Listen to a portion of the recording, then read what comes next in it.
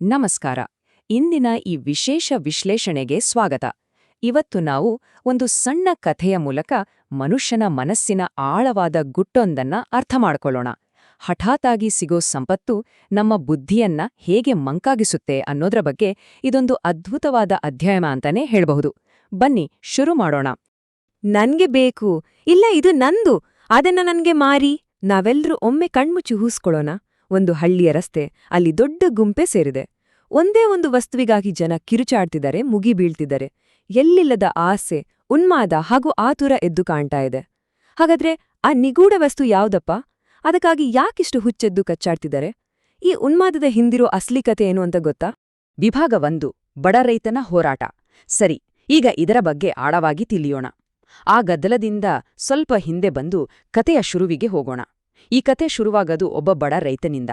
ಪಾಪ, ದಿನದ ಊಟಕ್ಕೂ ಪರದಾಡುವಷ್ಟು ಬಡತನ ಅವನಿಗೆ. ಆದರೆ ಅವನು ತನ್ನ ಕೆಲಸದಲ್ಲಿ ತುಂಬಾನೇ ಶ್ರದ್ಧೆ ಇಟ್ಟಿದ್ದ. ದಿನವಿಡೀ ಕಷ್ಟಪಟ್ಟು ದುಡಿತಿದ್ದ. ಅದರಿಂದ ಬರೋ ಅಲ್ಪ ಆದಾಯದಲ್ಲೇ ಅವನ ಮೂಲಭೂತ ಅಗತ್ಯಗಳೆಲ್ಲ ಪೂರೈಕೆಯಾಗ್ತಿತ್ತು. ಮನೆಗೆ ಬರುವಾಗ ಎಷ್ಟೇ ಹಸಿವಿದ್ರೂ ತನಗೆ ಸಿಕ್ಕಿದ್ರಲ್ಲೇ ಬದುಕು ಸಾಗಿಸ್ತಿದ್ದ. ಒಟ್ನಲ್ಲಿ ಹೇಳ್ಬೇಕಂದ್ರೆ ಬಡತನ ಇದ್ರೂ ಅವನಲ್ಲೊಂದು ರೀತಿಯ ನೆಮ್ಮದಿ ಇತ್ತು. ವಿಭಾಗ 2, ಪವಾಡದ ಕೋಳಿಯ ಪ್ರವೇಶ. ಒಂದು ದಿನ ಈ ಹಸಿವಿನ ಸಂಜೆ ಅವನ ಬದುಕನ್ನೇ ಬದಲಾಯಿಸ್ಬಿಡುತ್ತೆ. ಗುಡಿಸಲಿನ ಹೊರಗೆ ಕ್ಲಕ್ ಕ್ಲಕ್ ಅಂತ ಶಬ್ದ ಕೇಳುತ್ತೆ. ಹಸಿವಿನಿಂದ ಕಂಗೆಟ್ಟಿದ್ದ ರೈತನಿಗೆ ಆ ಕೋಳಿಯನ್ನ ನೋಡಿದ ತಕ್ಷಣ ಬಾಯಲ್ಲಿ ನೀರೂರುತ್ತೆ. ಸರಿ, ಇವತ್ತಿನ ಊಟದ ವ್ಯವಸ್ಥೆ ಆಯ್ತು ಅಂತ ಕಷ್ಟಪಟ್ಟು ಆ ಕೋಳಿಯನ್ನ ಹಿಡ್ತಾನೆ. ಆದ್ರೆ ಅದು ಸಾಮಾನ್ಯ ಕೋಳಿ ಆಗಿರ್ಲಿಲ್ಲ. ರೈತ ಕೋಳಿಯನ್ನ ಕೊಲ್ಲೋಕೆ ಹೋದ ತಕ್ಷಣ ಇದ್ದಕ್ಕಿದಂತೆ ಆ ಕೋಳಿ ಮನುಷ್ಯರ ತರಾನೇ ಮಾತ್ನಾಡಕ್ ಶುರು ಮಾಡುತ್ತೆ. ಓ ರೈತನೇ, ದಯವಿಟ್ಟು ನನ್ನನ್ನ ಕೊಲ್ಬೇಡ, ನಾನು ನಿನ್ಗೆ ಸಹಾಯ ಮಾಡ್ತೀನಿ ಅಂತ ಬೇಡ್ಕೊಳ್ಳುತ್ತೆ. ಯೋಚ್ನೆ ಮಾಡಿ, ಮಾತ್ನಾಡೋ ಕೋಳಿಯನ್ನ ನೋಡಿದ್ರೆ ಯಾರಿಗಾದ್ರೂ ಆಶ್ಚರ್ಯ ಆಗಲ್ವಾ? ನೀನು ನನ್ಗೆ ಹೇಗ್ ಸಹಾಯ ಮಾಡ್ತೀಯಾ ಅಂತ ರೈತ ಕೇಳಿದಾಗ ಕೋಳಿ ಹೇಳುತ್ತೆ, ನೀನು ನನ್ನನ್ನ ಬಿಟ್ಬಿಟ್ರೆ ನಾನು ಪ್ರತಿದಿನ ನಿನ್ಗೊಂದು ಚಿನ್ನದ ಮೊಟ್ಟೆ ಇಡ್ತೀನಿ. ಅಬ್ಬಾ, ಎಂಥ ಅದ್ಭುತವಾದ ಆಫರ್ ಅಲ್ವಾ? ಆದ್ರೆ ಇಲ್ಲಿ ರೈತ ತಕ್ಷಣನೇ ಅದನ್ನ ನಂಬೋದಿಲ್ಲ. ಅವನ ಬುದ್ಧಿವಂತಿಕೆಯನ್ನ ನಾವು ಮೆಚ್ಚಲೇಬೇಕು. ಏನು, ಪ್ರತಿದಿನ ಚಿನ್ನದ ಮೊಟ್ಟೆನಾ? ಸುಳ್ಳೆಳ್ತಿದೆಯೇನೋ ಅನ್ನೋ ಸಹಜ ಅನುಮಾನ ಅವನಿಗೆ ಬರುತ್ತೆ. ಆಗ ಅವನು ಒಂದು ಪ್ರಾಯೋಗಿಕ ನಿರ್ಧಾರಕ್ಕೆ ಬರ್ತಾನೆ. ಸರಿ, ಒಂದು 24 ಗಂಟೆ ಟೈಮ್ ಕೊಡ್ತೀನಿ. ನಾಳೆ ನೀನು ಚಿನ್ನದ ಮೊಟ್ಟೆ ಇಡ್ದಿದ್ರೆ ನಿನ್ನನ್ನ ಕೊಂದು ತಿಂತೀನಿ ಅಂತ ನಿರ್ಧರಿಸ್ತಾನೆ. ಇದು ಅವನಿಗೆ ಎಷ್ಟೊಂದು ಪ್ರಾಕ್ಟಿಕಲ್ ಬುದ್ಧಿ ಇತ್ತು ಅನ್ನೋದನ್ನ ತೋರಿಸುತ್ತೆ. ವಿಭಾಗ 3, ಚಿನ್ನದ ಸಂಪತ್ತಿನ ಸಂಗ್ರಹ. ಬನ್ನಿ ಈಗ ಇದು ಹೇಗೆ ಬೆಳೆಯುತ್ತೆ ಅಂತ ನೋಡೋಣ. ಮಾರನೇ ದಿನ ಬೆಳಗ್ಗೆ ಎದ್ದ ತಕ್ಷಣ ರೈತ ಆತುರದಿಂದ ಕೋಳಿ ಹತ್ರ ಓಡಿ ಹೋಗ್ತಾನೆ. ಅಲ್ಲಿ ಅವನ ಕಣ್ಣುಗಳನ್ನ ಅವನೇ ನಂಬಲಾಗದಂತಹ ದೃಶ್ಯ. ಹೌದು, ಅಪ್ಪಟ ಚಿನ್ನದ ಮೊಟ್ಟೆ. ಅವನ ಬಡತನ ದೂರವಾಗಿ ಐಷಾರಾಮಿ ಬದುಕಿನ ಬಾಗಿಲು ತೆರೆದಿತ್ತು. ಆ ಮೊಟ್ಟೆಯನ್ನ ಹಿಡಿದುಕೊಂಡು ಅವನು ಎಲ್ಲಿಲ್ಲದ ಸಂತೋಷದಿಂದ ಪೇಟೆಗೆ ಓಡ್ತಾನೆ. ಇಲ್ಲಿ ನಡೆಯೋ ವೇಗನ ಸ್ವಲ್ಪ ಗಮನಿಸಿ. ಮೊದಲನೇ ದಿನ ಪೇಟೆಗೆ ಹೋಗಿ ಚಿನ್ನದ ಮೊಟ್ಟೆ ಮಾರಾಟಕ್ಕಿದೆ ಅಂತ ಕೂಗ್ತಾನೆ. ಜನ ಆಶ್ಚರ್ಯದಿಂದ ಮುಗಿಬಿದ್ದು ಅದನ್ನ ಖರೀದಿಸ್ತಾರೆ. ಎರಡನೇ ದಿನ ಮತ್ತೆ ಬೆಳಗ್ಗೆ ಎದ್ದಾಗ ಇನ್ನೊಂದು ಚಿನ್ನದ ಮೊಟ್ಟೆ, ಅದನ್ನು ಮಾರಿ ಭಾರೀ ದುಡ್ಡು ಮಾಡ್ತಾನೆ. ಮೂರನೇ ದಿನ, ನಾಲ್ಕನೇ ದಿನ, ಹೀಗೆ ಪ್ರತಿದಿನ ಬೆಳಗ್ಗೆ ಎದ್ದ ತಕ್ಷಣ ಒಂದು ಚಿನ್ನದ ಮೊಟ್ಟೆ ಸಿಗೋದು ಅವನ ದೈನಂದಿನ ರುಟೀನ್ ಆಗ್ಬಿಡುತ್ತೆ.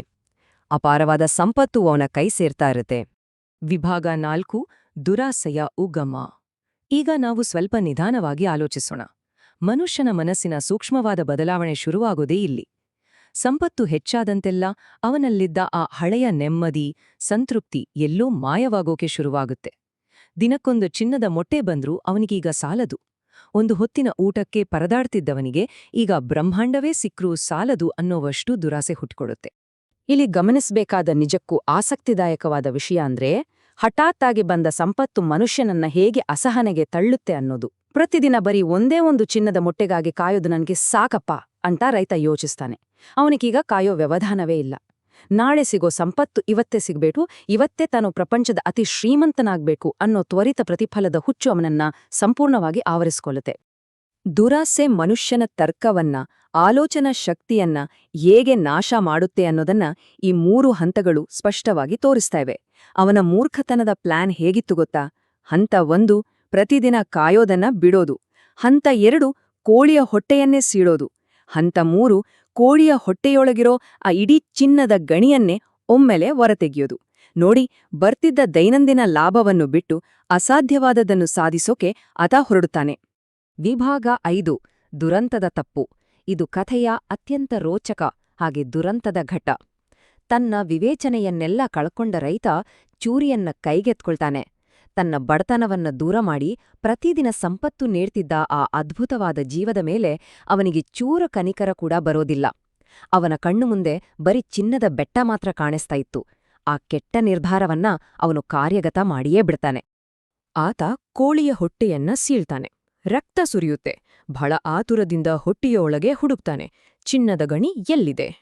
ಅವನಿಗೆ ಸಿಕ್ಕಿದ್ದು ಶೂನ್ಯ. ಅಲ್ಲಿ ಯಾವ ಚಿನ್ನದ ಗಣಿಯೂ ಇರ್ಲಿಲ್ಲ, ಯಾವ ನಿಧಿಯೂ ಇರ್ಲಿಲ್ಲ.